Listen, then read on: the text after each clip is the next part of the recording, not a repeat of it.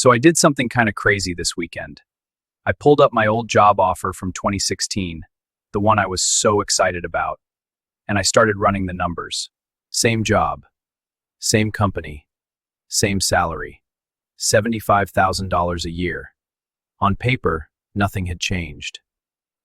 But there was one small difference. One detail that didn't seem important at first. The date. March 2016. Same job offer, same salary, same city. This was the world Ryan was stepping into. Let's call him Ryan 2016. He's 28 years old, just starting to feel settled. He's excited, optimistic, and finally making enough money to believe that buying a home might actually be possible. He'd heard all the advice. Don't throw money away on rent. Build equity.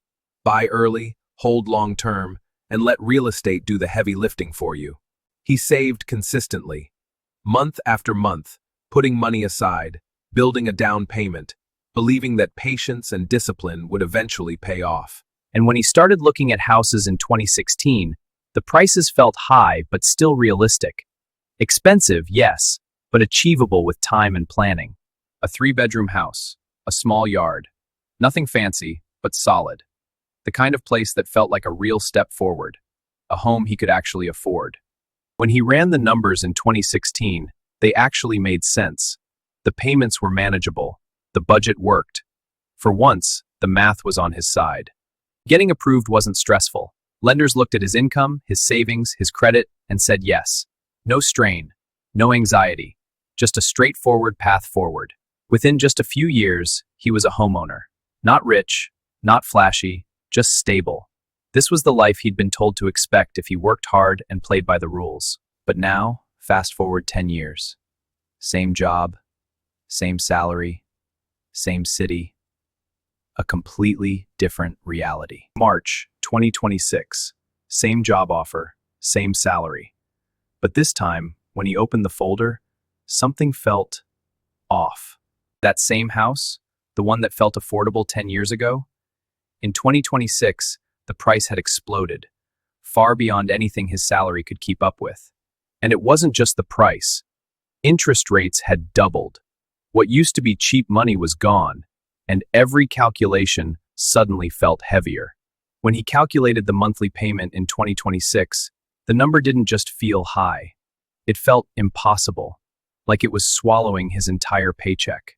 And when he took those numbers to the bank, the answer was simple. No approval. No flexibility. The math just didn't work anymore.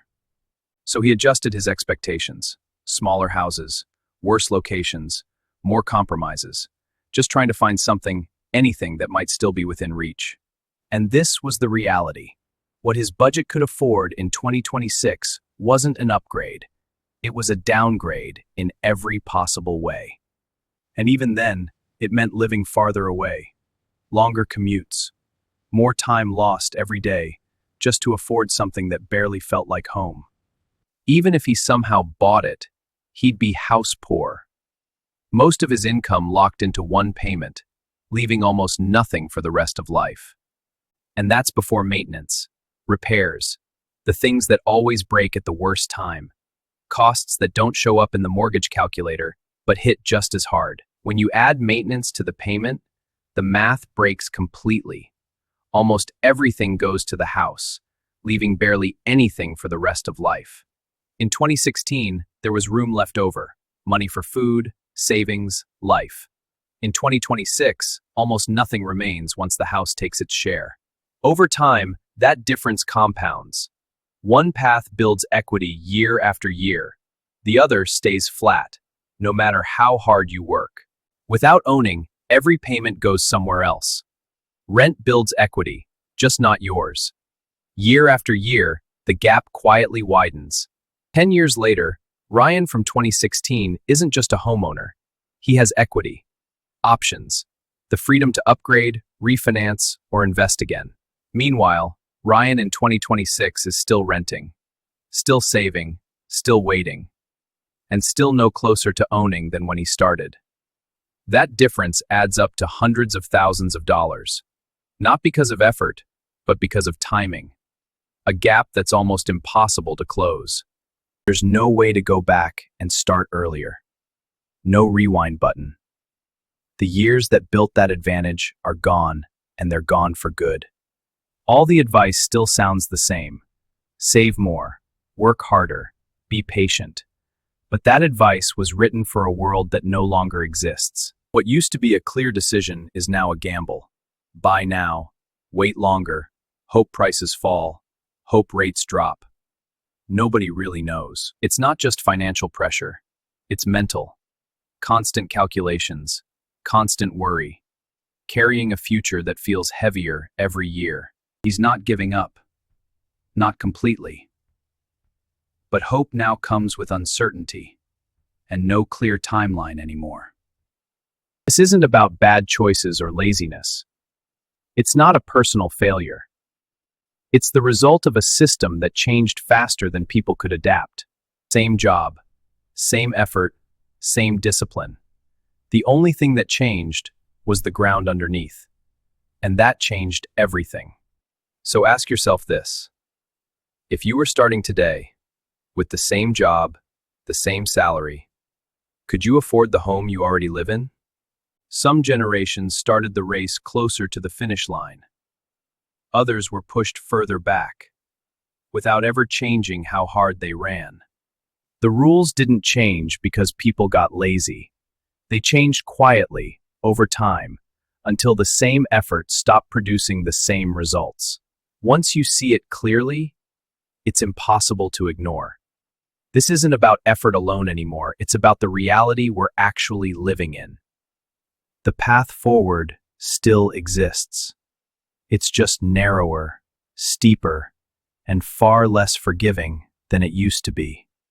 Same job, same salary, same effort, but a completely different outcome, because the world changed, even if the advice didn't. And here's the real problem. The salary didn't collapse. It just stayed still, while everything around it kept moving faster and faster. Inflation didn't hit everything the same way. Housing surged ahead. Essentials followed. Wages stayed behind. That gap never closed. People say, just get promoted, earn more. But raises climbed in steps while housing moved in leaps. The gap kept widening anyway. Saving for a down payment used to move you closer. Now it feels like running in place. The target keeps moving faster than you can save. People didn't stop trying. They just discovered effort alone wasn't enough anymore. Saving faster stopped producing progress. Waiting didn't save money either. Rent climbed right alongside home prices. Every year of waiting cost more than the last. Waiting used to be safe. In this market, waiting became a risk. Prices moved faster than patience could protect you. Most people weren't failing. They were stuck in almost there. Close enough to keep trying, far enough to never arrive. Even two incomes didn't guarantee a way in. The target kept moving faster than households could combine their earnings. Costs didn't just rise. They squeezed from every side. Housing, food, energy, leaving less room to breathe each year. People already cut back. There wasn't much left to cut. Discipline stopped translating into progress. Moving farther out used to be the workaround. But distance stopped being cheap, and the savings kept shrinking. You didn't just pay with money anymore. You paid with time. Longer commutes turned affordability into exhaustion. Housing didn't just take more money. It took more time. And time is the one thing you never get back. People tried working nights, weekends, side hustles. But extra income couldn't outrun rising prices anymore. Working more came with a cost. Burnout rose faster than savings. The math ignored human limits. There's only so much more a person can produce. Productivity has a ceiling. Prices didn't. People were told to invest instead. Stocks, index funds, optimize everything. But asset growth didn't keep up with housing inflation. Owning still moved faster than investing ever could. Housing didn't just rise, it accelerated. Assets moved at different speeds, and housing became the fastest one in the room. That gap kept compounding every single year. Budgets got tighter, strategies got smarter, everything was optimized. But optimization only works inside the system. It doesn't fix a system that's already broken. To keep up, people took on more risk, leverage, volatility, stress. What used to feel like planning started to feel like gambling. Housing stopped being a destination. It became a moving target. And no amount of discipline could close a gap that kept pulling away. Renting was framed as neutral, temporary, flexible. But every payment moved money away from ownership, and nothing moved it back. Rent didn't stay flat either. As home prices rose, rents followed. The gap fed itself. Buyers pulled ahead while renters fell further behind. Renting didn't just delay ownership, it removed momentum. Money went out every month without creating anything underneath it. No equity, no leverage, just constant outflow with nothing compounding in return. Housing prices rose, rent followed. Higher rent slowed saving, slower saving delayed buying, and delayed buying fed higher prices again. The loop reinforced itself quietly, without needing crashes or mistakes. No collapse, no bad decisions, no moment where things went wrong. Just standing still while the goalposts kept moving forward, quietly turning stability into distance. Money didn't disappear, it moved, from renters to owners, from late entrants to early ones. Every payment flowed upward, quietly compounding for those who already owned, while everyone else funded the gap without ever seeing it. Both worked, both saved, both followed the same rules. The difference wasn't effort or discipline, it was when they entered. Timing replaced effort, and once that happened, the outcome was decided early. The rules didn't change overnight. They shifted quietly under people's feet. What worked for years stopped working, without warning, without explanation, and without anyone agreeing it had happened. The formulas people relied on stopped working. Budgets broke, projections failed. The inputs stayed the same, but the outcomes changed. The math wasn't wrong, it was outdated.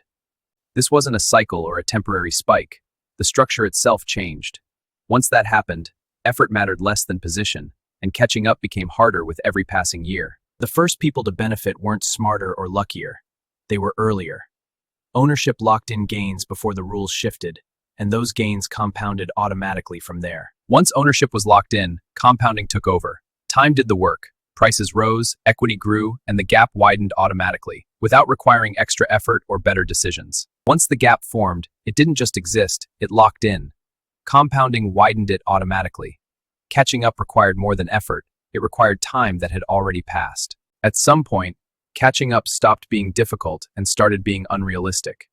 The climb grew steeper every year, while the starting point stayed exactly the same. Waiting used to feel safe, responsible. But once prices started compounding faster, waiting became a risk of its own. Doing nothing quietly changed the outcome. When rates changed, the math changed again. Monthly costs jumped even when prices didn't. Affordability shrank, not because homes rose faster, but because borrowing did. Prices mattered. Rates mattered. But monthly payments became the real wall. Even when homes existed, affordability stopped people before ownership ever began. Approval used to mean access. Now it just means permission to look. Even qualified buyers hit walls, not because they failed, but because affordability moved past the paperwork. Buying stopped being a choice and became a contest. Limited supply, more buyers, faster decisions. Bidding wars replaced careful planning, and hesitation became a disadvantage. Stability disappeared from the process. Decisions had to be faster. Offers had to be stronger. The market rewarded speed, not patience, and hesitation became its own cost. To compete, buyers started giving things up. Inspections, protections, time to think.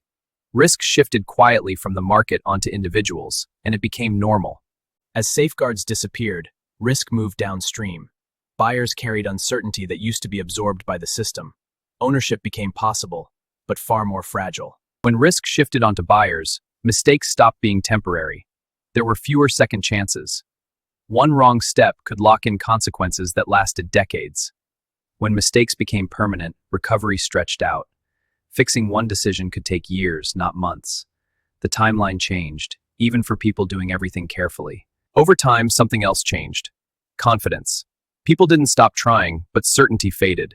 When outcomes became unpredictable, even good decisions started to feel fragile. As uncertainty piled up, behavior changed. People became more cautious. Not because they didn't want homes, but because the cost of being wrong had grown too high. As risk rose and outcomes blurred, participation dropped. Fewer people stayed in the market. Not all at once, but steadily, quietly, as uncertainty pushed them out. As fewer people could participate, the market didn't collapse. It thinned. Demand narrowed, competition intensified, and the experience changed for everyone still inside it. More listings appeared, but availability didn't improve. Many homes were priced out, locked up, or already spoken for.